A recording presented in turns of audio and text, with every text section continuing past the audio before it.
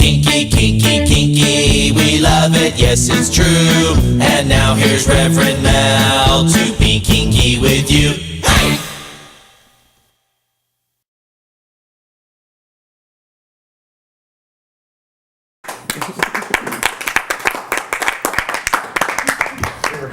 Welcome back to the Rev Mel Show. You know what? We're going to talk couple seconds about the classifieds. There's some really cool stuff in there. Okay, if you don't know, if you've never been on Talking Sex Radio before, we have a classified. It is the first kink classified on the net. So we sell kinky things, like we have in toys we have nipple clamps. They're the tongs, spikes, whatever they are, and they are by Disciple. They're really pretty and they really hurt like a motherfucker. They're great for the nipples. It's great. We have community support. We have Copad. We have TG support. So we have lots of little things that's in the classifieds. We also have furniture, a spanking bench. We have services like Photoshop and Expert and stuff like that. We have books, of course. My book, The Erotic Diary of the Beverly Hills Woman, is also on there for sale. And Emily's kitchen bookstore, kinky bookstore is on there. Emily has a show on Wednesday called Is It Normal on TSR Network, which is our site and our station. And she also has kinky books. And then we have clothing, lots of clothing. A Western butterfly corset. I don't know what Western butterfly corset is. I guess I'm going to have to go take a look at the photograph. And we have DVDs, The Joy of Sexual Submission, which is, of course, mine. Let's get this out of here. We're done with that one. Yay! And then what we're going to be doing on the next half an hour, for people that don't know what this means that we're going to have a call-in contest. We're going to ask a question, and you're going to give us the answer. This is a big motherfucker. This one's huge. This is not the small one. And when you hit somebody on it, it leaves Talking Sex Radio on their butt.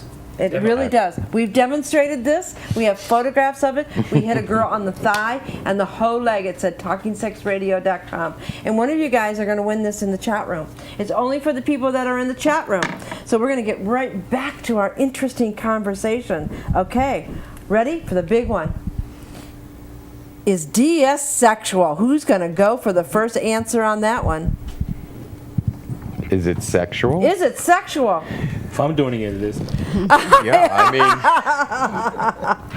Yeah, for me, it would not work without the sexuality. And in fact, I think that's where it's, for me at least, it's rawest and purest form. I'm very dominant sexually, and I prefer somebody submissive who can take what I'm going to give in that. So is it always? I suppose not. I suppose there are some people that don't see it that way. But for us, DS is sexual, deeply so. Does she give a good blowjob? An amazing, the words fail. Is she a squirter? On occasion, she has squirted. So does that make her a squirter? Yeah, I think. Yeah, on occasion she has, but she's really more of a blurter. A blurter. A blurter. What's a blurter? A blurter is somebody who the orgasm comes through the vocal elements. That's where she is. We do have to close the window sometimes. She's a loud crier. We do have to close. Yeah, she's very, very loud. She's loud. Yes. Yeah. I would say on that question that I think that, well, I always refer to it as MS. I never refer to us as DS. We're master slave. But when you say sexual, is that physical sexuality? Because I find the master slave relationship more orgasmic mentally. Like it's to my core. It's better than any orgasm I could ever have. Really? It fulfills every need of me, not just my vaginal needs or physical needs in that sense. It fills every mental aspect of cravings for me in many areas. But there are relationships that are non-sexual. Yes, that there have are. a DS or an MS relationship. That's true. Mm-hmm. There are service. How important? Is your relationship is it sexual? Yes, constantly. Yeah, with those big balls. Again, we spoke about the 24/7 foreplay. That's the dynamic that's there. It's the undercurrent that's always there. When we look at each other, it's always present, and it always is sexual. Yeah. It's been a case of having casual play, or somebody would want to be flogged, or somebody would want to be spanked, and they'll wonder why I don't participate in that. Because that's the equivalent of the blowjob or the intercourse. To me, that's those two things you can't separate apart, and it is for us. We have a question in the chat room. Yes, Dulcer would like to know, how do the couples keep themselves on track when the vanilla world intrudes on their Thanks, relationship? Dal. It doesn't. It doesn't? No. You don't allow the vanilla world to intrude into your DS? Well, your MS? there's things that never are off. Beth's the way she dressed, the way she speaks, is not subject to vanilla. She has a manner of answering questions when we're out in public, even for business, that always included. Talk about feminism. She's the perfect feminist. She doesn't own a bra, except for those occasions when I want it to be worn. So, or underwear for that matter. So that's always. Well, it sure saves on laundry. Well, there's clothes at the house too. The vanilla world is again something we try to avoid. And we don't let it get in between us, and that's the biggest frustration. I still have to go to work every day, okay, so it intrudes there, but there's still, I know what's going on at home. Yeah. We're a little bit different because the vanilla world is going to intrude. I don't see how it cannot on occasion, as you just noted, when you go to work. But we do the same things. We have a lot of protocols and rituals that are seamless with the vanilla world. Right. If you were to walk by us right before a meal was to take place, neither of us are religious, but you would think that we're praying over the meal. Yeah. And seen this mic. Go ahead. Because she has a ritual, but unless you were right there sitting next to her and listening to what she was saying, you would not know that this was anything but a vanilla type of prayer over the food. So those rituals and those protocols permeate every waking moment. They're constantly there, and whatever the vanilla world chooses to do, this is the world we live in. The vanilla world is going to nudge us and push us. Whatever it chooses to do, how we maintain it is we maintain it between the two of us, and that's really all that matters. Well, one of my questions to you guys was going to be, to all of you guys, is how important is rituals and protocol in a DS or MS relationship? For me, it's everything. I came in very early on in the relationship and really felt like a chicken with her head cut off and wasn't quite sure. And I remember saying to my friends, because I was aware of the lifestyle for about 3 years before I met Master, and I was saying, I don't need anybody to tell me what to do or manage my clothing or whatever. And I absolutely did need all of that. It was something that just grounded me, made everything make sense. I know what's expected of me. It's almost like I am such a good manager of things that I needed someone to be an equally good manager of my things. And because he does that, I have so much more time to do everything else that he expects of me. And at the same time, I don't micromanage her. For instance, she knows what I like.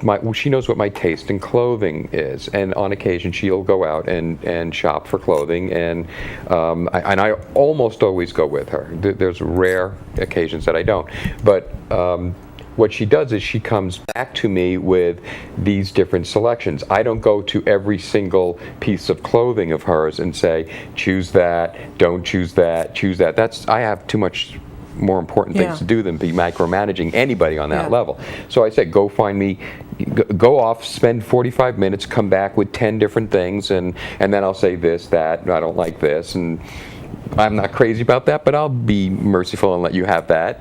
And it works beautifully that way. And she gets that grounding. Yeah. And I'm not overwhelmed with micromanaging, blink your eye, look left, look forward, look right, blink your eye. I don't have to do any of that. I call that my kind of loving. That's the way I need to be loved in my life. All those efforts that he puts into our relationship are needs of mine, and they're loves of mine and his, but that only makes me feel loved all the more. Yeah. Well, more grounded, more loved, more valuable. So rituals and protocol is important. Merck, how much does rituals and protocol play in your relationship?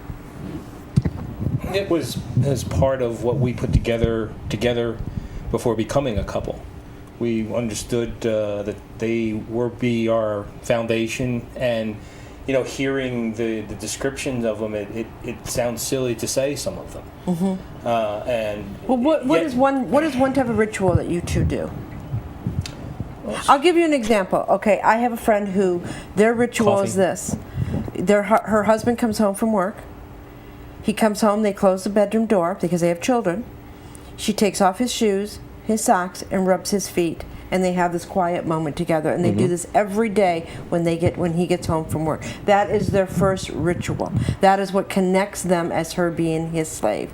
It's extremely important to do something like that, because what that does is it immediately reasserts the master-slave dynamic for both people.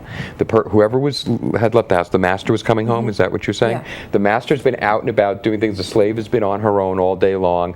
He comes home, they immediately do something that reasserts the relationship. And I'm with you on how it sounds silly at first, but here's what's really fascinating about it. After you do it for a while and it sort of becomes second nature, try not doing it. Yeah. That feels worse. Yeah. Ooh. So what kind of rituals do you do?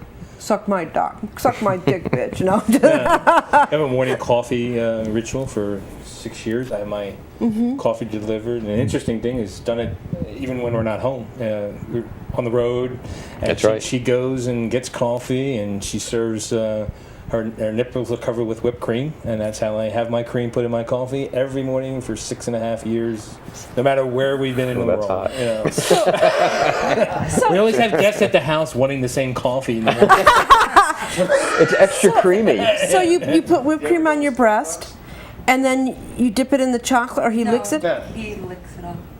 Oh, Every morning. fuck! Did that make me wet?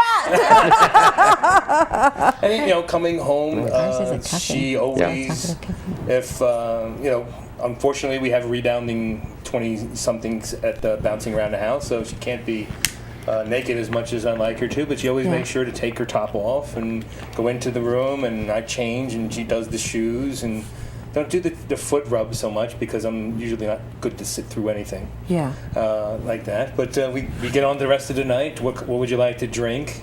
So it's getting. It's still the same, you leave the vanilla world behind as much as possible. It's at the office. You don't want to come home to a chore. Yeah. Which is why whatever you do, as silly as it might sound to you, even write it out, which is, I think, very important, write things out. If you two didn't work and you were there 24 hours a day, would it work? Oh, it's Because been a right pleasure to now, go, oh, my you goodness. leave and you come back. We hate being separated. We don't like Oh, being yeah. separate. It's like terrible, we isn't hate it? Yeah. Oh, we're You Our hear kids about hate people. when, like, we have to leave each other for a couple of days. I go away on business, or she goes back to see her mom. it's Her brutal. kids go, "Oh, we can't wait till you're back together because you're just miserable to be by yourself." There's that classic scenario where they say the couple lives together and they work together and it's misery because they're always together. That would be paradise for me if we could be together all the time. All of my needs So get lucky. met all the time. All of her needs get met all the time. It's really amazing. And one of the things that we happen to be lucky, and she does work right now, but she works at the same place that Threshold is. So I go after I do my job. I go back. We're both at Threshold. We're doing things for Threshold. She's been there all day. We're starting to build the vanilla world is getting pushed further and further out naturally because the things that we're accepting to do really is building a cocoon around us that's all BDSM. Yeah, that Master George hit on something that I think people would jump out if they actually heard those words being said. Is what is he talking about? Her needs were met. Oh my God, that's not what a master's supposed to do, is it? Well, yeah. But, Oh, absolutely. I mean, But the that's question